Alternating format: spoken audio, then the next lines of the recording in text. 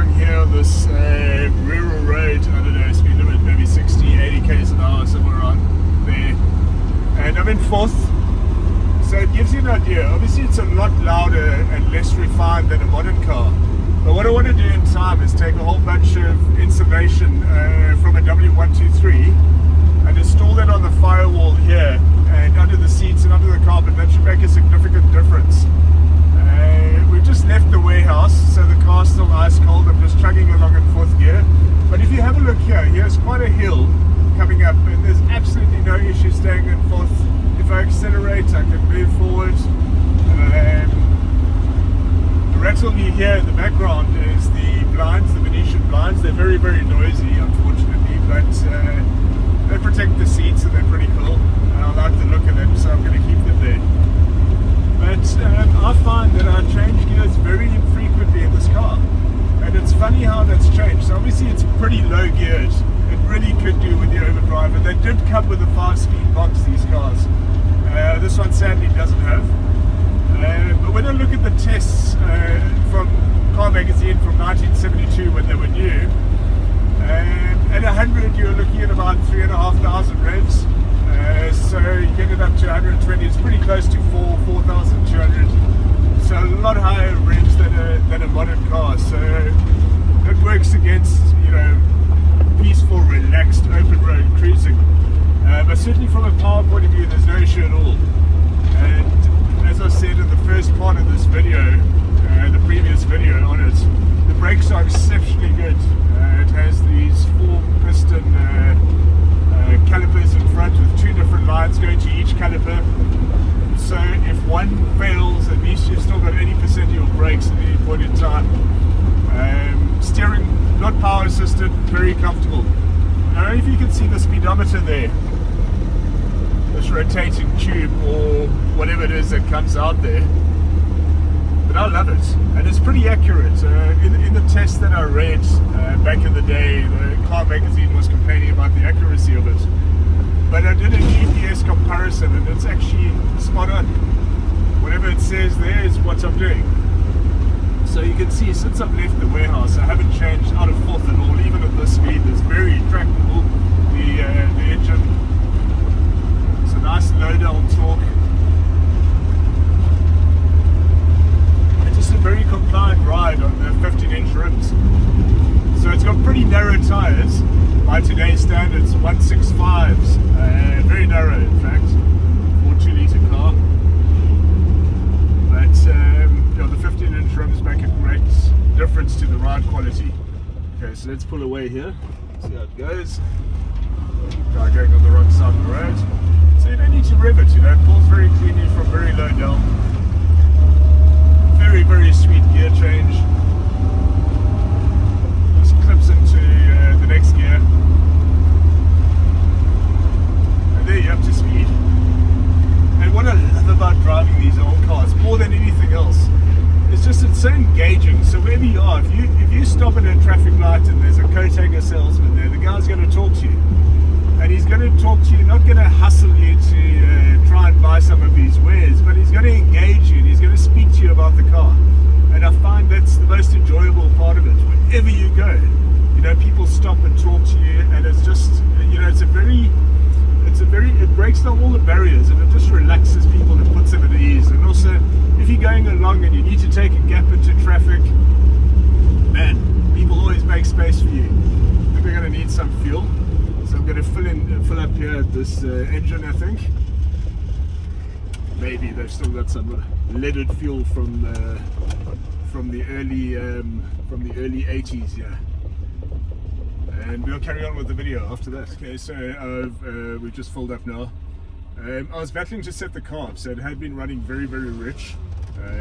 So that came to about 17 litres, 100 k's, but it's been a lot of testing and changing things, so with a bit of luck that's going to get significantly better now. And also I bought a bunch of parts this past weekend. I did another video on that, and in amongst that are 2 carb kits. So I'm going to tackle that job, and hopefully that sorts out whatever the consumption is now. So I think it should bring it down a lot. But yeah, just basically getting back to the purpose behind driving a car like this. Firstly, there's zero depreciation. I mean, I've paid next to nothing for this car. It's in very, very good condition. Paid next to nothing for it, and it's always going to retain its value. Maintenance is simple because you can do it yourself. A lot of the work is just basic common sense, and you know, whatever you don't know, you can Google. Looking at these carbs, this is a very old version of a Stromberg 175 CD, and I go onto YouTube and there's dozens of videos explaining how to disassemble and reassemble and overhaul these things with the kit. So it really is something you can do yourself with a bit of mechanical knowledge and a set of tools. You can tackle it. So you don't have that expense, that enormous expense of maintenance and servicing and stuff like that. Let's go here. Okay, so it's depreciation, it's that. Sure, you're going to use a little bit more fuel. 17 litres per 100 k's isn't an accurate representation of what this is going to use.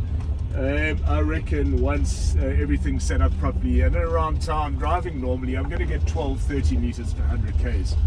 And for me, that's perfectly acceptable. And yeah, you know, the D5 Volvo that I've got, the S80, that uses about 10 driving around town. So sure, on the open road it's a lot more economical, but around town it's not significantly more than this.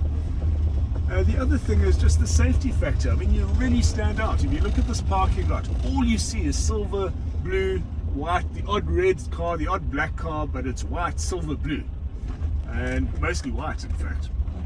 And you go and park this brown Volvo there, you see it from a mile away. So from the point of view of safety, in terms of hijacking, in terms of visibility, people notice you. And because they notice you, they don't crash into you. They look at you and oh, there's a car. You know, it stands out. And that counts for a lot. So yeah, you lose the modern safety features or the safety features of modern cars. Let's concentrate here, I can't really see. There we go. You lose the safety features of modern cars, but you gain so many other things. You gain that safety of lack of hijacking risk, the visibility of it, so people see you and they avoid you. You know, they know you're there. They're not going to crash into you if they're looking at you because you stand out. And you have that disarming thing that the car creates. So wherever you go across the board, whether it's old, young, whoever it is, they're going to engage you and they're going to say, man, it's a nice car, or what a horrible color, or whatever. But the point is, they come and they speak to you. And you drive some modern white BMW or Mercedes, everybody just looks straight ahead. You know, there's no engagement, there's none of that. And that's probably the biggest thing I love about these cars. It's just very, very disarming. Here we go, somebody wants to, let's see if any of these guys let me in here. Nope, nobody yet. There we go. Thank you. Thank you very much. So there we go. So that's a good example of it. So if I'm driving the S80, and my S80 is silver, okay, so it's as indescript and invisible a car as they come. Nobody's going to let me in. They're going to, you know, if I try and speed up and go faster there, they close whatever gap there is. And this generally, that doesn't happen. People always let you in. If you're coming out of a parking, they'll stop and they'll, you know, make the space for you to go. And it's, you know, it's just so relaxing and so much fun to drive a car like that. So for me, certainly these older cars are the best thing around. I gave reasons as to why I'm driving a Volvo and not an old Mercedes in the other video. And I've got a 200D Mercedes and a 300D, and obviously that 202 C180, and I love those. But, you know, I get a car to a position that I'm happy to keep, and then invariably I sell it. With this, nobody's going to offer me anything, and I'm not going to sell it. I'm going to keep it, and I'm looking for another one that I want to buy, that I'm going to keep as a spare, to use for spares. So if I need a window regulator or I need a piece of glass, I've got all of that in stock. And yeah, that's the way to do it. You know, find one of these old cars, whatever it is, whatever brand, in the best possible condition. This one I bought because of the history. It was owned by the same family since 1972, and it's been properly maintained. I mean, it's done 163,000 Ks, and it needs no immediate work to get in and drive wherever I want to go. I mean, I can get into this car today and drive to Cape Town without a second thought. Everything works, except the clock and the crackly radio. But what I'm thinking of doing with the radio is maybe getting this, some very nice Bluetooth options that you can get there. That I might just do that, put that in, it links to the phone. It's got one little speaker that's on that side of the dash, so I might make a different plan with that. But that's really it, nothing else. And look, we've been driving along here in traffic, temperature is exactly where it should be. No funny things, it idles properly at the traffic lights, the brakes are working, and we'll see how it accelerates once we get onto the open road. So it's a few k's up the road here. But at very low revs, that's what I'm doing now. So very low revs, so second, let me put it in third now. It pulls. That rattle you hear is obviously the blinds there. Third.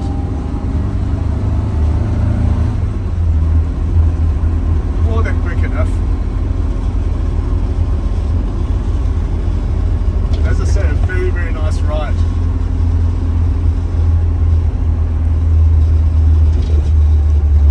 I love about these old Volvos is just the reliability of them. These red block engines are renowned for going millions of Ks.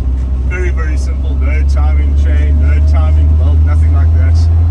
Just good old engineering, not particularly powerful, but powerful enough.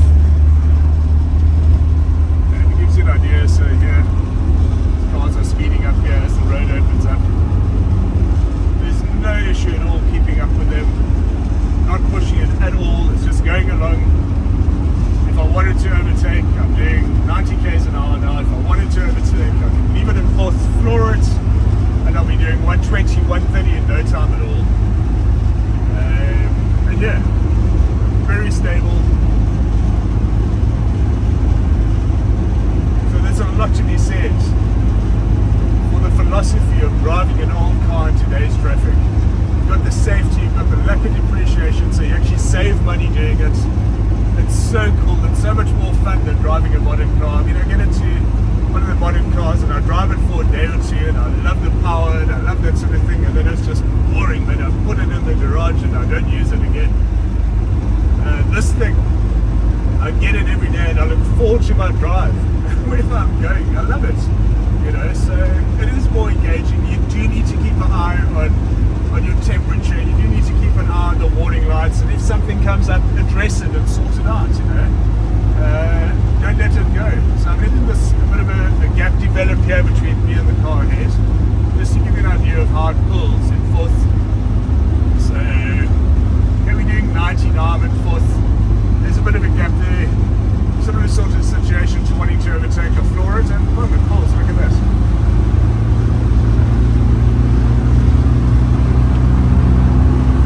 No problem at all. Noisy, but certainly not slow.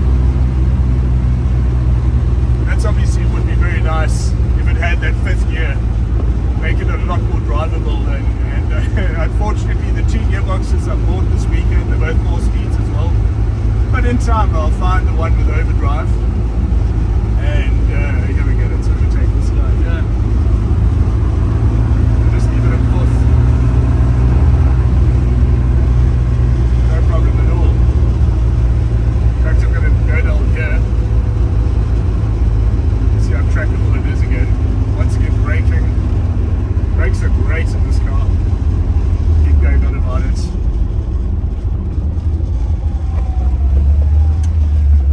Local restaurant here.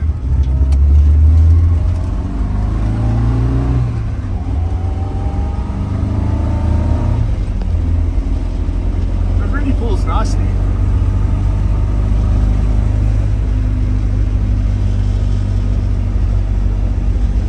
Anyway, if you have any questions, I'll take a drive past video of it as well.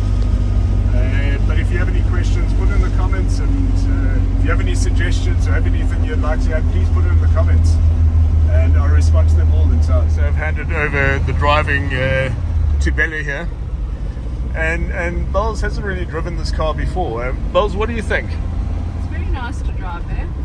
What stands out for you? I usually drive the Merc, so this driving position is quite different. Okay. But the gear shifts are nice, it accelerates quickly. It's nice to drive.